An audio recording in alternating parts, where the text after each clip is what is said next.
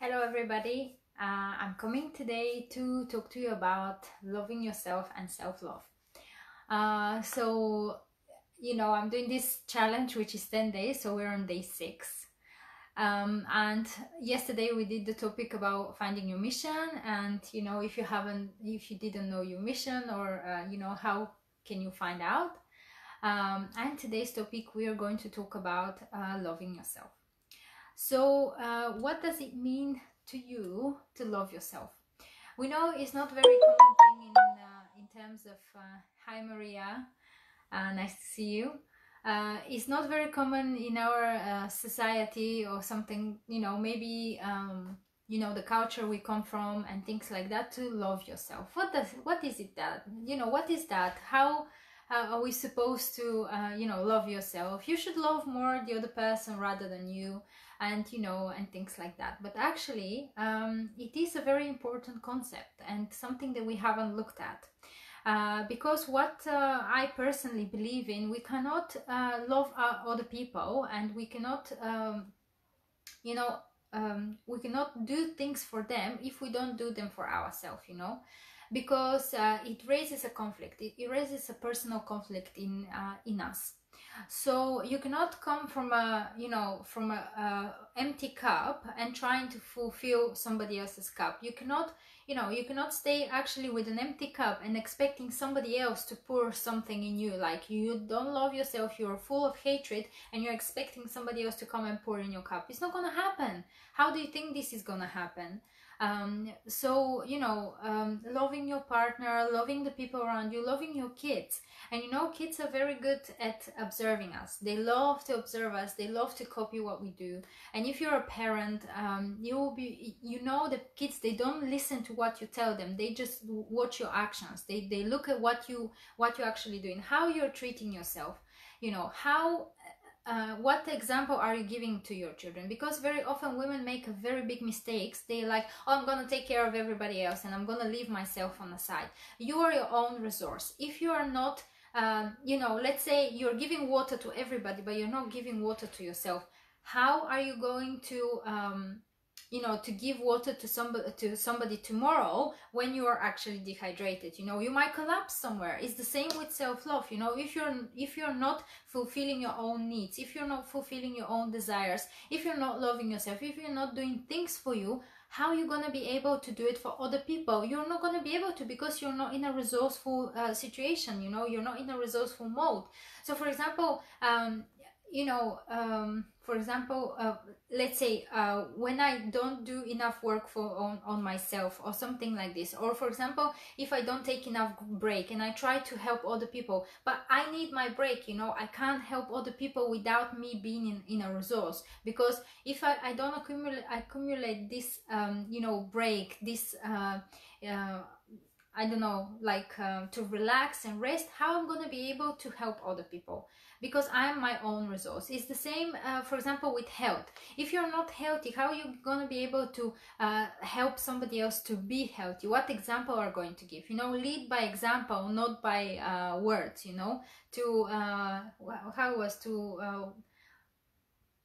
walk the talk and to talk the walk, something like this. It was, I don't really remember, but anyway, you get what I'm saying. So it's important. And how do you practice love for yourself? What do you do?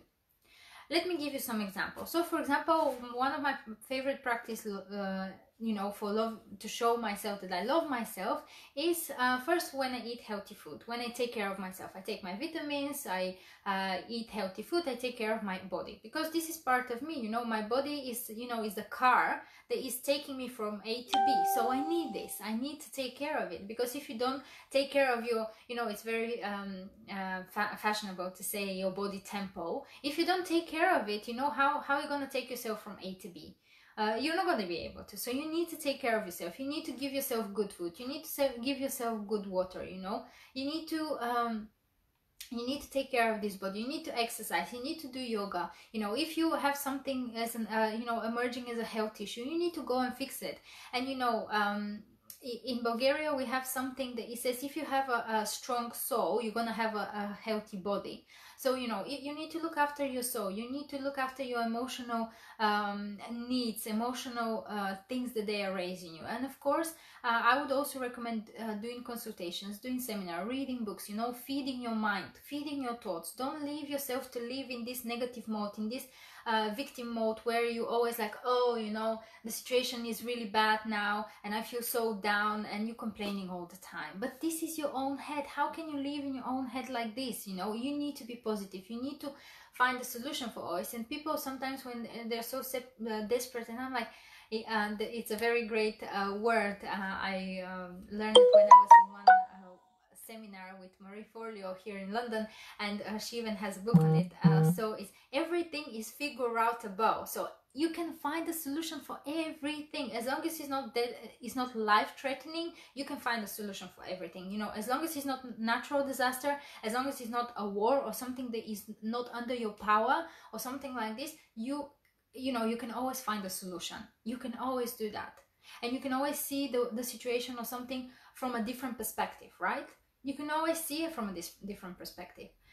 It depends on you. You know, put your pink glasses. Sometimes you need them. You cannot be always so negative, you know. And if you're so negative, your body is going to start react on this. You know, this psychosomatic you know, symptoms that we are getting as well. This is a sign of our body saying, you know, stop that, stop doing that. You know, if you need to read some books on these symptoms, like I'll recommend this Louise Hay book, which is about what is your body telling you. It has all of the sicknesses and symptoms, and you can check them there in alphabetical order, and you will see what is your body trying to tell you. You know, what is happening within, like what is happening with you. Maria is saying, this society and education system washes our brain so long, and it takes time to wake up from the 3D life. Absolutely, it does.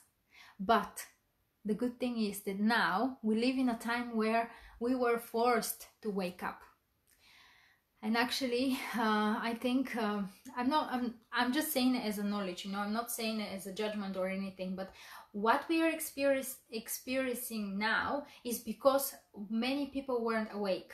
This was a wake-up call. This was something for us to wake up and to say, okay, we need to look into our inner world. We need to take care of ourselves more. We need to take care of our environment. We need to take care of each other, how we are treating each other, where is this world going, because we were the whole world and the system was functioning from yes, the age of Aquarius, I know. The whole system was working from the solar plexus. Solar plexus is the willpower, right?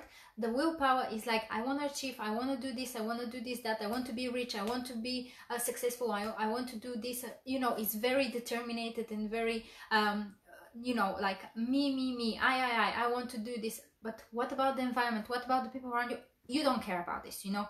And now, people were more focused on the outcome rather than the whole journey. You know, they wanted to get there no matter what. You know, they will lose friendships, they will lose the people around them. You know, people will be so determined, so much working. You know, they'll lose their families even. You know, in terms of like their relationship is not going to be really good with their partner or something like this, or their kids will going to suffer in a way where, you know, they miss their dad, they miss their mom, because people are so ambitious, so much going, and they didn't care what their job is. Their job makes them so unhappy, so miserable, but they still gonna do it. And now what is happening, because the level of the energy of the planet is raising, right? We're going from this 3D to 5D or something like this. I'm not really familiar with this, but I know information from here and there. So we're opening our heart chakra. What is happening here? Why so many people are turning to, I don't want to work this, you know, I don't want to just earn money. I need inner peace. I need inner satisfaction. This is not satisfying me anymore. It's not just about the money. It's about something more. It's about the society. It's about helping other people. It's about connecting to other people. It's about having a purpose. That's why so many people are trying to find their purpose now, right? So where you are at, are you still sleeping? And this self-love thing, everything is so connected, you know. You love yourself, you love the people around you. Where are the roots of this? What is the relationship between you and your parents? This is the root. So your right side is your dad, your left side is your mom. You have a problem with your right side, you have a headache on the right. What are you not seeing with your dad? You have a headache on you.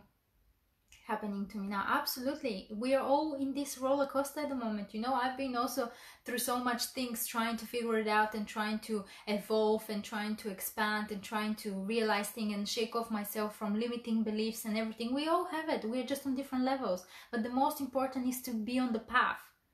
So the left side is your mom. So we as a women, it's very important to have good relationship as our mothers and as our fathers, because our father, if you have watched the other video from the other day, which was about relationship, there is a lot more information about it. Please go and watch it. But so for our father, is the partners in our life, and our mom is the how we are as a woman, how the friendships around us, the girls, the girlfriends that we have. Left side and I have a problem, it's saying Bima. Yes, absolutely. So what is going on with your mother? I spoke to somebody yesterday and they said, oh, I'm not in contact with my mom. So how can you feel without roots under your feet? The roots are very important. One tree cannot go far if you haven't got the roots, right? If you're not connected to the roots, everybody has their place. You need to appreciate, you need to admire where you're coming from. Have you forgot where you're coming from? And I'm not saying like, oh, maybe you've come from a poor background and now you have lots of money and you forgot. No, I'm not talking about this. I'm talking about, are you appreciating your family system? Because maybe where you've gone is because of your strong lineage, of your strong family system that is behind you, supporting you and giving you all the strength. The limiting beliefs we have, they're absolutely, they're so old. You can't imagine how old, because trauma goes into our DNA. It goes transgenerational trauma, right? So all the wars, all the people who've lost money, people who've lost their loved ones, everything is in the DNA, and we carry it with us, and we're going to pass it on to the next generations. But as much as we clear now, that's the best. We can clear 80. So our life is like this. We have 20% of free will, which we're gonna say, okay, I'm sick of living like this. I need to make an action. I need to do something about it, right? This is the first thing. This is the 20%, because Eastern spirituality teaches us it's all about the willpower. It's all about our free will. Yes, this is 20%. 80% we are living our life through paying our ancestral karma, and if we are lucky, we're gonna clear 20%. The rest we're gonna pass on, right? Do you guys understand? Because many people are like, everything depends on me. I am the person who is leading my life. I'm gonna do this, I'm gonna do that. No.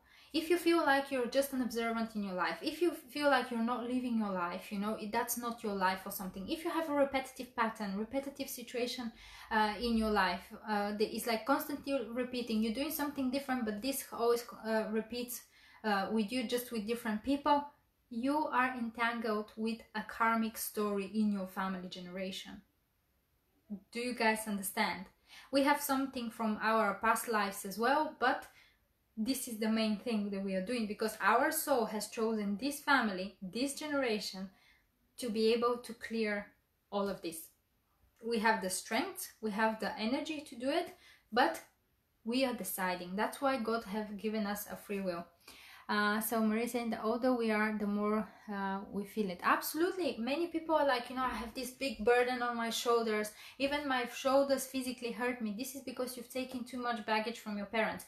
Your inner conscious, your unconscious mind is thinking, or your soul or your higher self, however you want to call it, is thinking, I am your daughter, I am your son, and by taking some of your baggage, I'm gonna help you. But this is not how we're helping. If you're putting yourself into the shoes of your parents or your grandparents, what they want from you? They want you to be happy. They want you to be better than they were. And you are actually making your life worse, trying to help them. And instead of looking to the future, you look back. Going back to my topic, because I can carry on talking about this for hours and hours, because I love this. It's something I love doing, and I'm so privileged to be able to do it and help other people. But let me come back to self-love. So how do we love ourselves? How do we show self-love? So when we allow ourselves to be happy, when we allow ourselves to do things, when we are not always like do and things like that.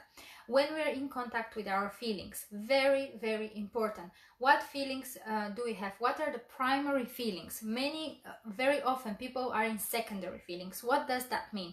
When a friend comes to you and starts to complain and start talking to you, do you know, I'm really bad, I don't feel okay, and you feel so bored. You're like, oh, you're only like, oh, I can't even listen to her, it's so difficult to her.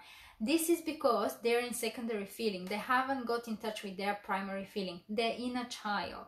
They need to heal their inner child, and they need to get in touch with their emotions. Emotions. 5, 6 primary emotions. I recommend you watch Inside Out, amazing cartoon. You can watch it with your kids.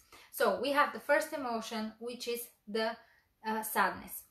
So allow yourself to cry. Crying and laughter, they're the same. They're absolutely the same. They stand next to each other, right? They have no differences.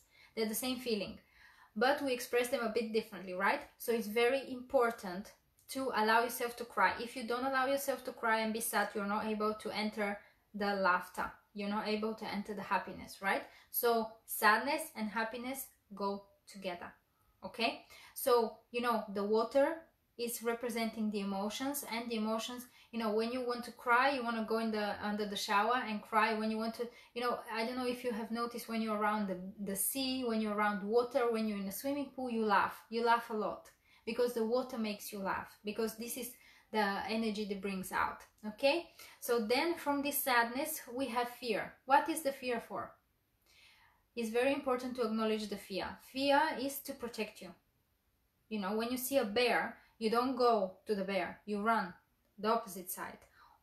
You know, and the 3 stages of the fear are freeze, fight, or run, okay? So it's very important to acknowledge. Sometimes instead of, you know, having the urge to run, you know, ask yourself, what am I running for? Why I am afraid? What am I afraid to face? Okay. Then we have the discuss.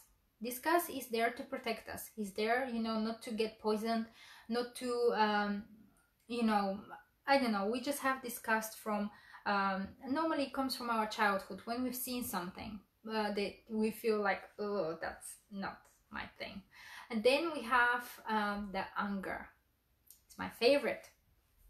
So you might be thinking, oh, hunger, I don't want hunger, you know, because very often women have problem of not expressing their anger, you know, not allowing themselves to be angry, not allowing themselves to shout and say, you know, listen, I don't agree with this, I'm not okay with that. Why is the anger there?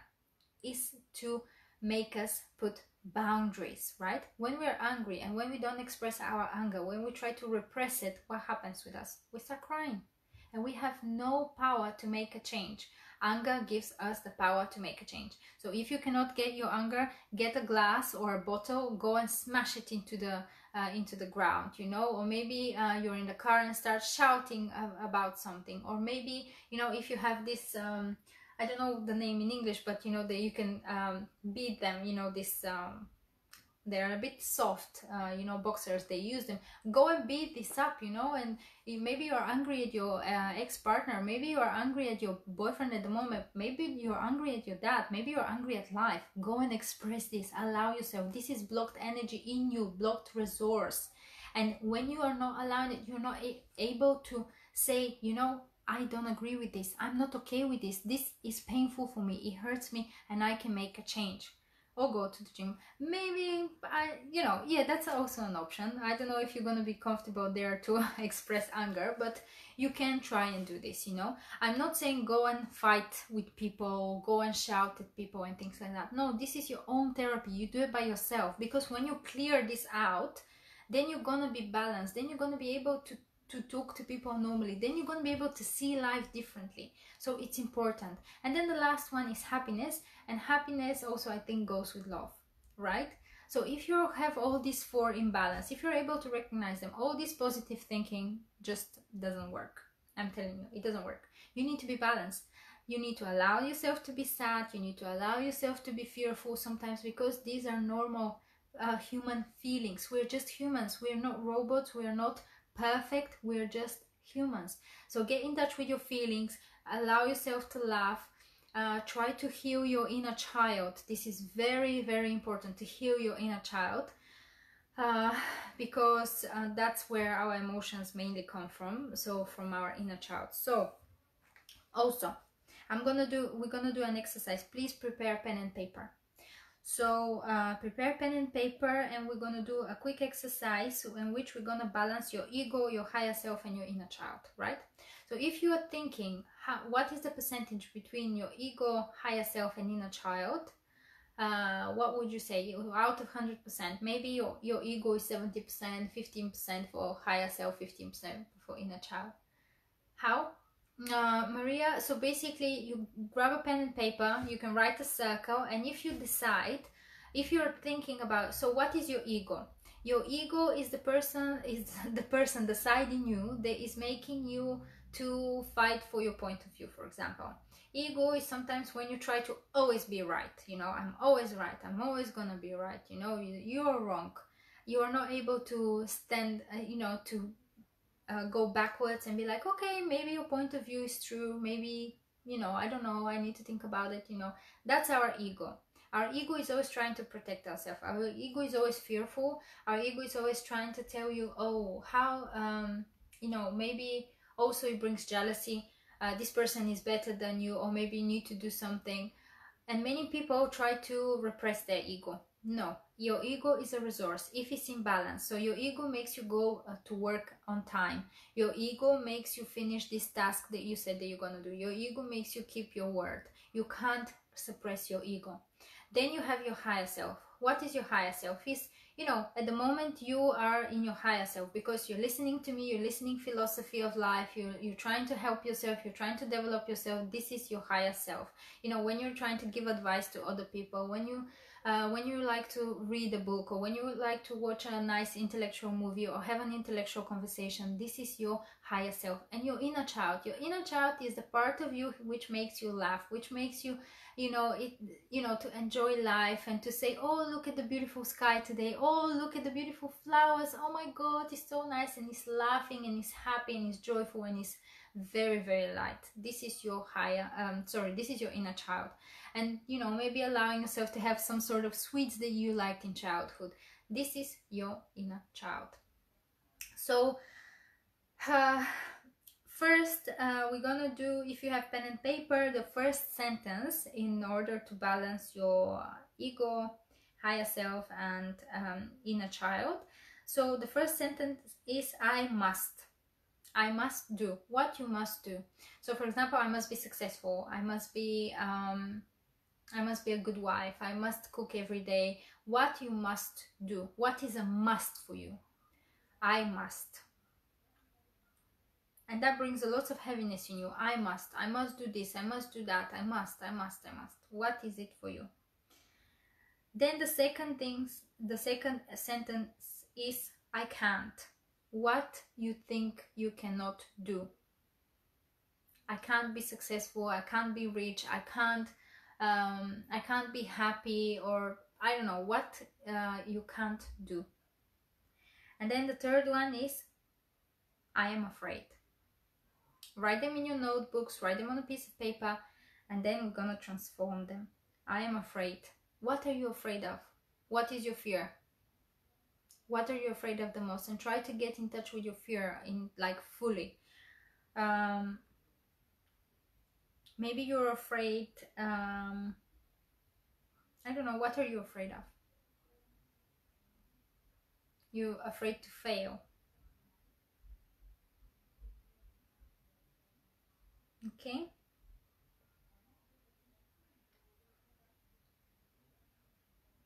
So the first one is I must. When you do I must, maybe, I don't know, Maria, if you want to give me an example of I must, that would be great. Or if somebody wants to give me an example, I must. And then we're going to do the transformation. So I must, instead of I must, you must do it for.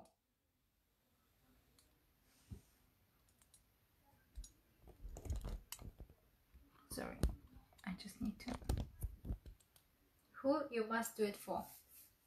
And in your head you always know, to prove your mom, to prove my dad, I must be fit. For who? For your boyfriend, for yourself. Okay? And then instead of I must, is I choose. I choose to be fit, right? Thank you, Maria, for giving this example.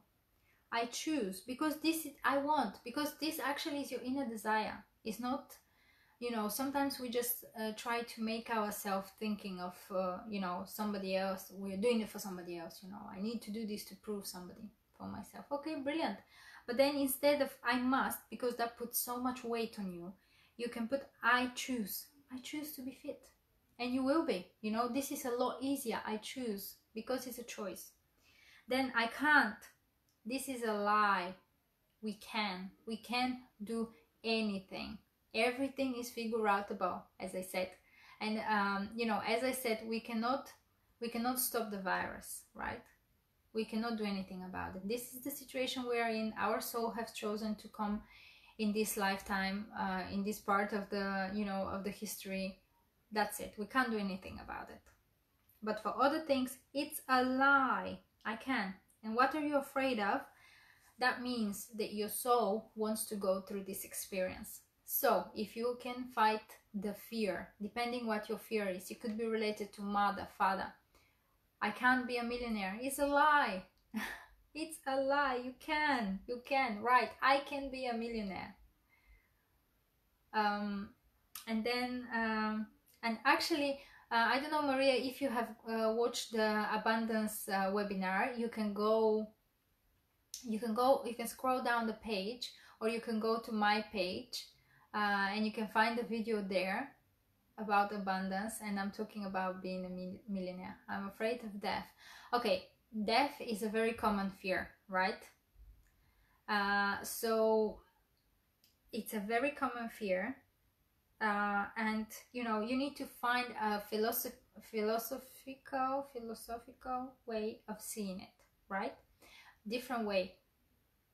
No? Okay. I don't know what you're saying no for. So basically, if you're afraid of maybe something else that you have power, you know, above, because death is something that, you know, we can't do anything about. That's our nature. That's how it is. And we see it like that, you know. I had a fear of death. And the first session I did, which was live on stage, you know, the lady came and she said that she's afraid of death, and I was devastated inside of me. And now I see it very differently. I see that death is just a different way of our soul to go through and transform. And you know, I had my own moment which I had to realize about this, and I'm sure that other people had. And I've realized it's just a different way of transforming your soul. You know, your soul is going through a transformation, and it's not going to have this physical form, and it has an opportunity to, you know, to evolve and to go into somewhere else. So, you know, find your own way of seeing it into a philosophical way. And so maybe, you know, if you're afraid of something that is more like, I don't know, maybe you're afraid of failure, or maybe something like this, you know, that means that your soul inside wants to go through this. So you see that it's not that scary. So to see and to find out that actually you can find a resource to pick up yourself and go through something. This is like, I'm afraid to make a mistake, right? Reincarnation. Yeah, we reincarnate, and you know, we're old soul and things like that. So very interesting. So okay, I think that was all I wanted to share with you today.